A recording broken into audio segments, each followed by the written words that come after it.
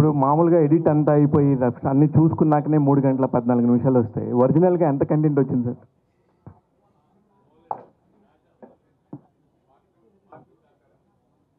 అంటే కాదు సార్, నా ఉద్దేశం వేరే కాదు. అంటే ఎక్స్పీరియన్స్ ఉండి 4 సంవత్సరాలకు ఒకసారి 3 సంవత్సరాలకు ఒకసారి వచ్చి ఒక మంచి సినిమా తీసే ఒక డైరెక్టరల్ సినిమా అనే చెప్పుకునే శేఖర్ కమ్ల గారు ఇలాగా వస్తున్నప్పుడు ఎంత వచ్చింది అనేది నాకు ఒక అవుట్ ఆఫ్ ద క్యూరియాసిటీ. నేను 3 గంటల 15 నిమిషాలు ఎంజాయ్ చేశాను sir, thoroughly enjoyed.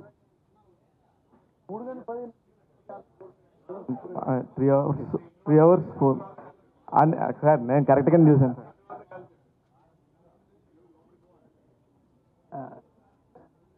Yeah yeah చాలా అంటే జనరల్గా నేను అంటే ఎక్కువ సాంగ్ మౌంటాజెస్ సాంగ్స్కి బాగా లెంత్ పెట్టి అలా తీస్తాను. బేసిక్గా కథగా వేరే వేరే సీన్లు అడిషనల్ సీన్స్ చాలా తీసేయడం అలా ఉండదు. జనరల్గా లెంత్ నా జనరల్గా పాటల వల్ల ఉంటుంది అనమాట.